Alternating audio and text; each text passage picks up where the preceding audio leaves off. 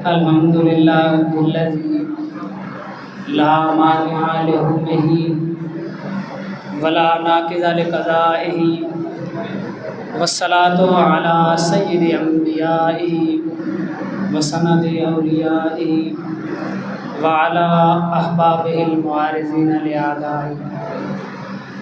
أما بعد فأعوذ بالله من الشيطان الرجيم بسم الله الرحمن الرحيم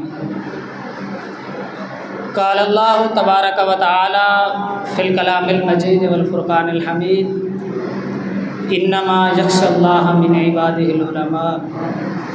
صدق اللہ مولانا العظیم وبلغنا رسوله النبی الکریم الامین ونحن علی ذلک لمن الشاہدین والشاکرین والحمد للہ رب العالمین۔ بندہ پروردگارم امت احمد نبی دوست دار چار یارم تابع اولاد علی مسلک حنفیہ دارم ملت حضرت خلیل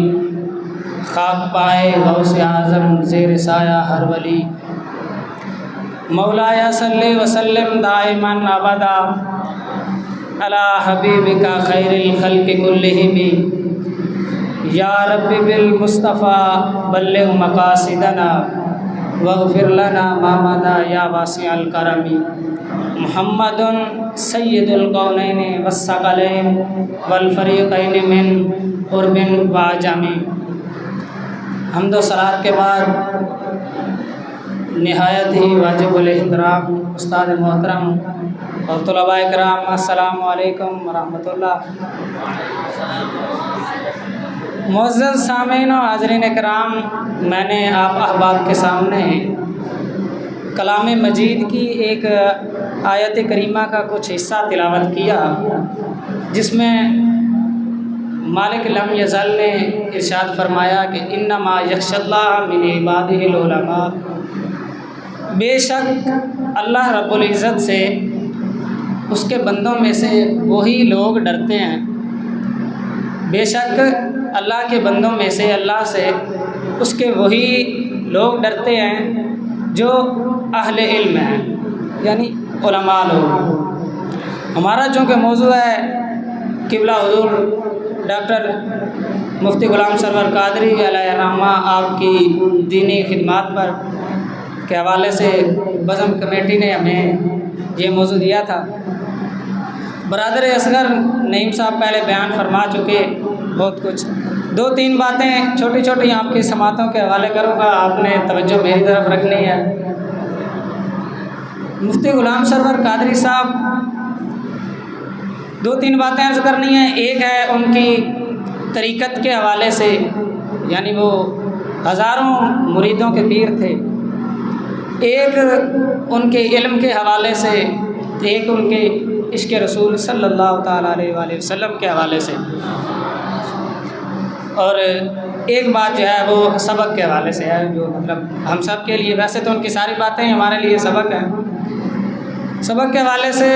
ان کی ایک یہ بات بہت اچھی ہے کہ آپ فرمایا کرتے تھے کہ اگر آپ لوگوں نے آدھا گھنٹہ تقریر کرنی ہے نا،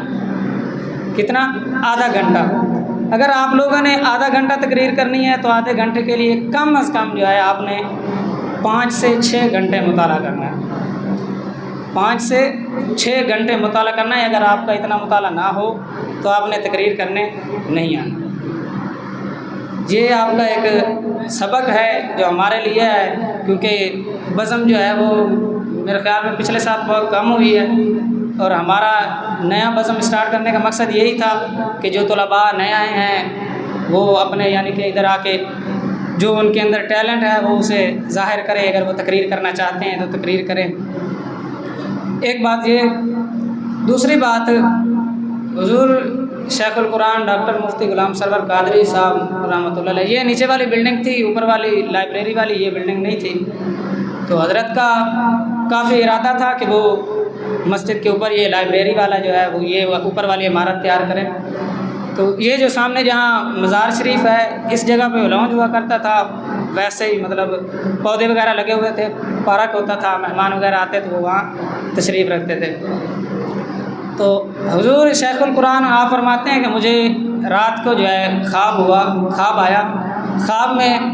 حضور علیہ الصلوۃ والسلام تشریف لائے، خواب میں حضور علیہ الصلوۃ والسلام تشریف لائے، تو اس حال میں کہ یہ جہاں مزار شریف ہے حضرت مفتی صاحب یہاں کھڑے تھے، اور حضور علیہ الصلوۃ والسلام اوپر والی منزل یعنی کہ لائبریری نہیں تھی وہاں، وہ یعنی کہ لائبریری کی ایک بنیاد رکھ رہے تھے، تو حضور بار بار حضرت شیخ القرآن کو فرما رہے تھے کہ انشاءاللہ جو ہے وہ بہت جلد جو ہے اوپر والی منزل جو ہے آپ کی بلڈنگ وہ تیار ہو جائے گی۔ یہ حضور علیہ الصلوۃ والسلام کا دیدار بھی آپ کو حاصل ہوا، اور آپ کے جو ہے وہ ایک صوفی بزرگ تھے، اس حوالے سے ایک واقعہ ہے قبلہ استاد گرامی بیان کرتے رہتے ہیں، اکثر طلباء کو بتایا بھی ہوگا کہ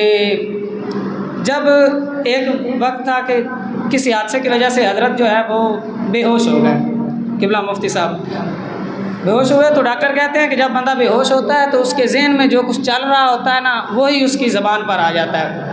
جب بندہ بے ہوش ہوتا ہے تو وہ وہی الفاظ استعمال کرتا ہے جو اس کے ذہن میں چل رہے ہوتے ہیں۔ حضرت غالباً یہ ادھر سر گنگا رام ہاسپٹل جو ہے اس میں ایڈمٹ تھے، تو آپ بے ہوشی کی حالت میں تھے، تو ڈاکٹر کہتا ہے یہ بات، ہم لوگ نے، ڈاکٹر نے یہ کہا کہ میں جب آیا حضور کے پاس ان کے علاج کے لیے تو میں نے سنا کہ وہ کچھ کہہ رہے تھے، جب سنا تو حضرت شیخ القرآن مفتی صاحب وہ درود پاک پڑھ رہے تھے،